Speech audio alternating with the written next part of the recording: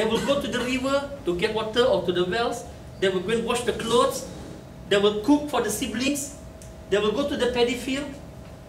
They, at the age of 9, 10, 11, 12, can look after the house. So matured. Today, when you speak about women today, sometimes 17, 18 years old also, very childish. Because that is the culture of the day. Because we treat women like that, we treat children like that. But during that time, 40 years ago, 50 years ago, they did not treat 9-year-old, 10-year-old like small girls. Okay? The society would have given their daughters responsibilities from the age of 8, 9, 10. So when they are 11 or 12, they are ready and fit to get married. So if you want to judge Prophet Muhammad, judge Prophet Muhammad with the culture of that time. During that time, at the age of 9, you are matured already. During the time of Prophet Muhammad, at the age of 15 years old, can be the commander in the army, commander, chief of commander, okay, commanding officer. Today, is there any part of the world today, 15-year-old boy becoming the commanding officer in the army? Is there any? None. So judge Prophet Muhammad from the culture of that day. And now, to give you one more reasoning here, suppose what Prophet Muhammad did was wrong. Let's say it was wrong to marry a small girl. It was wrong at the time. No Mushrikin Quraysh, okay, the non-Muslim Quraysh, the enemies of Islam at that time, none of them ever questioned Prophet Muhammad. Hey Prophet, you marry a small girl. Did anyone question that? None questioned it. What does that mean? That means whatever the Prophet did was okay according to the culture of the day. Everybody else was doing it also. Yeah, everybody else was doing it. Yeah. That was the culture. Prevailing culture. Yes. If you go to like some other cultures, like Hindu for example, they get married when they are born. Of course, they don't consummate the marriage there. Okay?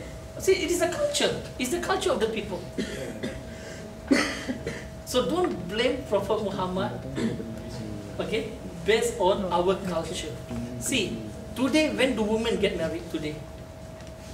Average 27, 28. Like never sometimes. 24, 27. Okay? No, it is true. It is true. Okay?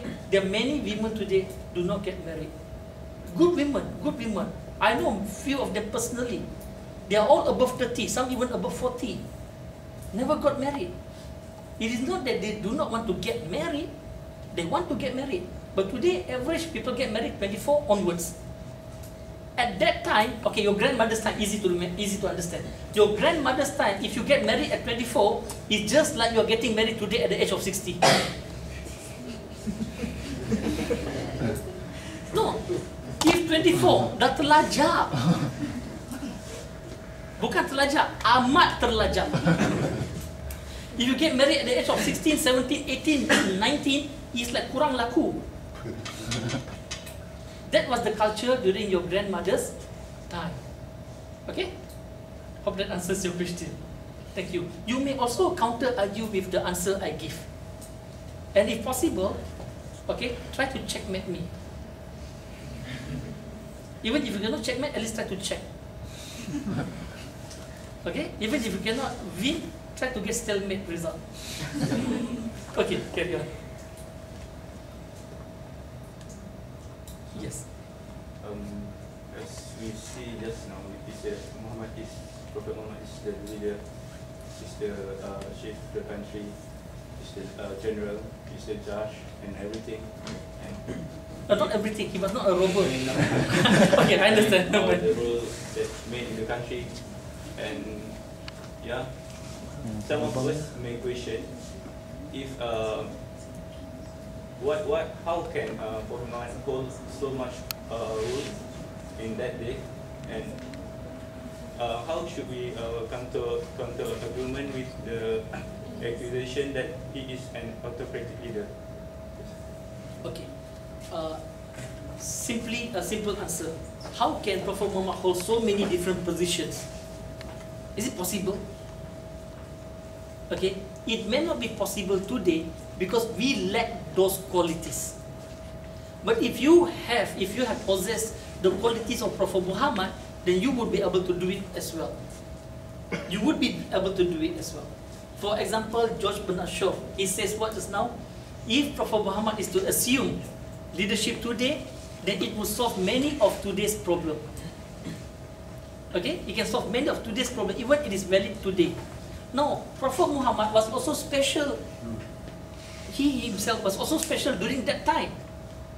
Before he was appointed a prophet, what was he called?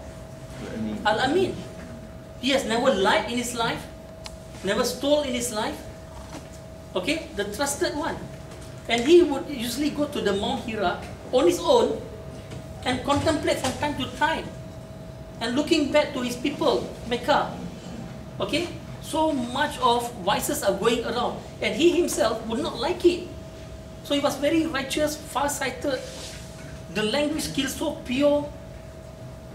He had all those qualities and he was able to do it. And that is why we say he was Rahmatul Lil Alamin. And he's also the best of examples for humankind today. Okay? And it is not whether possible or not possible. It has been done. We're not talking about theory. If theory, then we say whether it's possible or not possible. We are talking about a living fact. Something that has happened. So it is not hypothesis or theory, but it is an actual fact. And by what he can do, it was not with his own self he can do all this, he can achieve all this. Because he got this divine guidance. He had the divine guidance, that is where he was able to do all this. But today what we could do is, we cannot become a Prophet Muhammad today. But at least we take his examples, study his example, and try to emulate the best that we can in whatever fields that we are doing today. Okay? Hope that answers your question.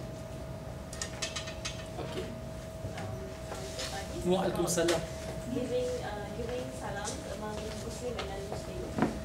What I feel is we can give salam to non-Muslim and Muslim can give salam to us.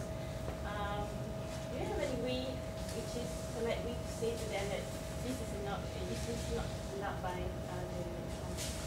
Okay. Okay. What you have asked is also something that also touch on the fiqh in Islam, the jurisprudence of Islam. First of all, I am not scholar of fiqh. I'm not a faqih. Okay?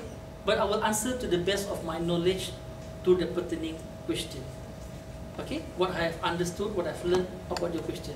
The question basically is this: we have learned in Islam, we are not supposed to give salam to the non-Muslim, and non-Muslim cannot give salam to the Muslim. This is the popular belief. Popular belief is not necessarily the correct belief. For example, the popular belief in Islam is when a person becomes Muslim, have to change the father's name to Abdullah. But this is not the correct belief. Okay? Because in the Quran, in Surah Al-Ahzab chapter 33, verse number 5, Allah subhanahu wa ta'ala says, call them by their father's name. It is juster in the sight of Allah. So we must call a person with their father's name, not change the father's name. I find two hadiths in Bukhari, Muslim, Dawud, they be very authentic. Okay?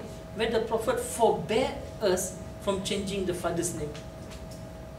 So a popular belief may not necessarily be the correct belief. Now let us discuss this. Giving salam to non-Muslims.